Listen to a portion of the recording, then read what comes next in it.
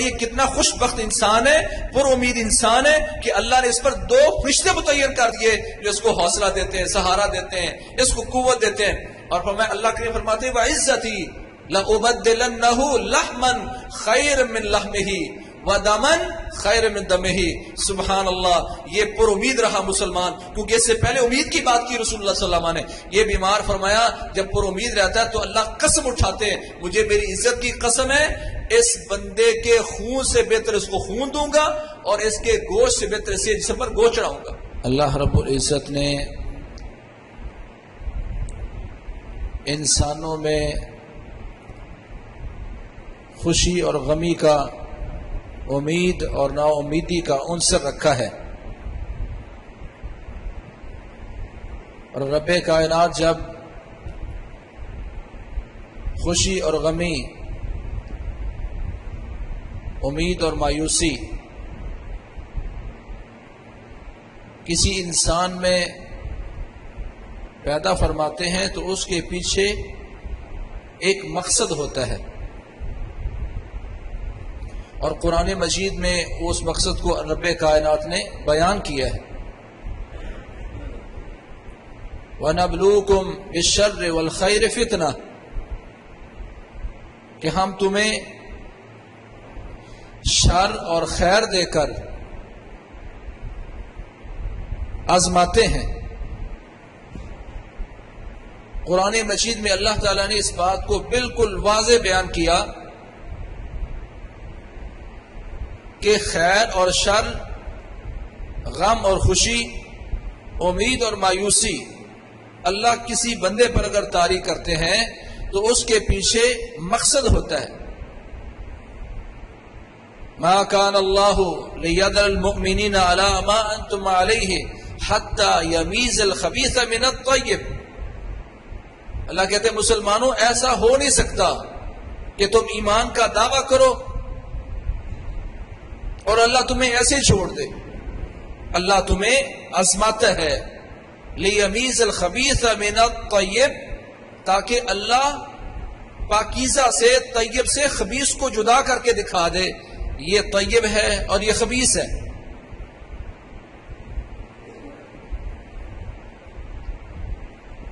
ہوتا یہ ہے کہ دنیا میں خوشی کا اظہار کرنے والے تو بے شمار ہیں، ہر بندہ خوشی پر اظہار کرتا ہے، انداز ہر بندے کا اپنا ہے، لیکن خوشی کا اظہار تو وہ بھی کرتا ہے جس میں سینس موجود نہیں ہے. چھوٹا بچہ جس کو اچھائی اور برائی کا پتہ نہیں ہے، اس کو آپ ٹافی دیں تو خوش تو وہ بھی ہو جاتا ہے. پاگل اور دیوانے کو آپ پیسے دے دیں تو خوشی کا اظہار وہ کرتا ہے. دیکھنا یہ ہے کہ جب انسان پر غم آیا ہے، آزمائش آئی ہے، تو اس وقت کون ہے جو کتاب و سنت کو تھام کے پر امید رہتا ہے.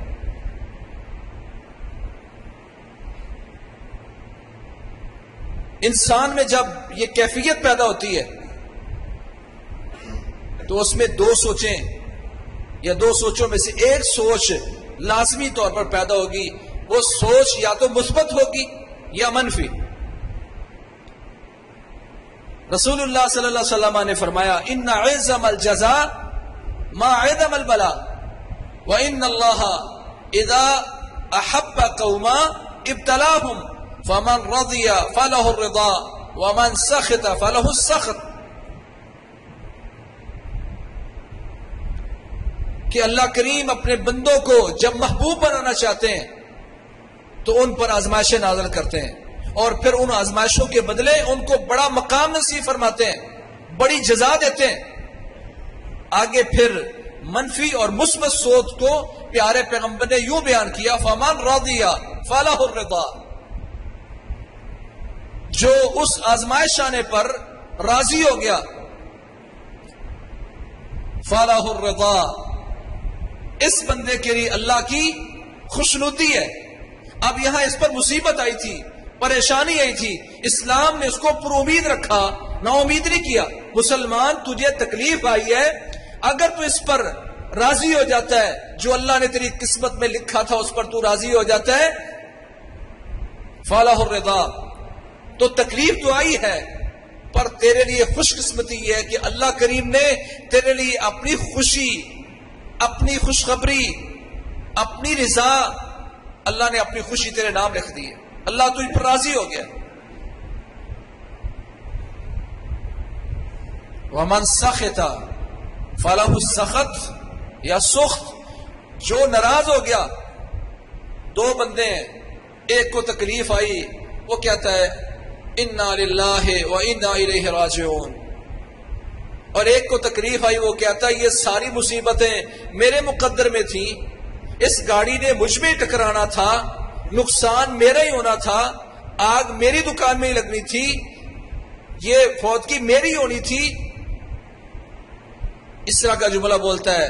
پیارے پیغمبر فرماتے ہیں یہ منفی سوچ رکھنے والا بندہ اجر تو کجا، اللہ کریم اس بندے پر ناراض ہو جاتے ہیں۔ اسلام ہمیں پر امید رکھتا ہے۔